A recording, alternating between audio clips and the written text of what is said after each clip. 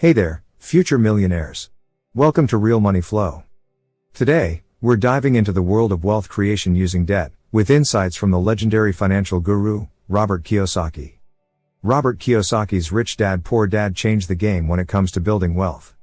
In this video, we'll explore how you can leverage debt strategically to supercharge your financial future. But before we get started, make sure you're subscribed and have that notification bell ringing, so you never miss out on the road to financial freedom. If you're going to be educated, a person has to know the difference between credit and debt.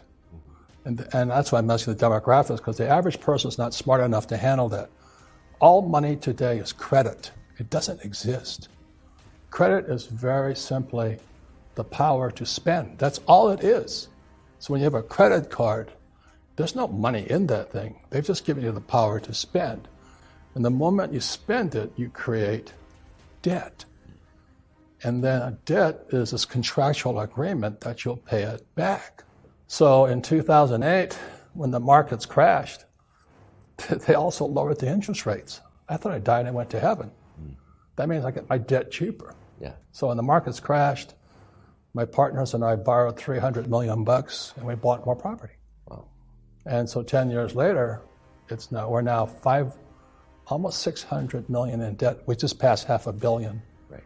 But we get very rich off of debt. Right. But that takes financial education. That's why I created the cash flow board game. Yeah. Cash flow is the only board game that encourages you to use debt. If you don't know how to use debt, then follow Dave Ramsey's rule of live debt free. Yeah. I love debt and taxes. Okay. If I have real estate, I can borrow as much money as I want. And the more I borrow, the less I pay no taxes. Right. So it's not real estate, just debt and taxes. Because money became debt or credit in 1971, and the more debt I have, the less tax I pay. It's the law. And so, people say you can't do that. I say, no, you can't do that, but I can. I create infinite returns. I don't need money. And so and that's what the financial education I went through is I can go anywhere and make money using debt. I can use other people's money. So since I don't need money, I save gold and silver. And that's kind of my MO. And I don't touch stocks, bonds, mutual funds, and ETFs because that's amateurs' money. Right. Only amateurs touch that stuff. Right. And that's why I stay out of it. Don't follow the go to school, get a job, work hard, save. See, that's hypnosis. They hypnotize people into being employees who will work hard, pay taxes, save money, get out of debt, and invest in the stock market. Until you question those sayings, those words, you'll be a poor person. And so the banks love it. They love people who borrow lots of money. So how do I get rich? I borrow money. And I buy assets with it. The poor person borrows money and buys liabilities like purses, cars, houses, and they get poorer and poorer and poorer. So the question is, how do you learn to use debt to get rich? Because they tell you not to get out of debt.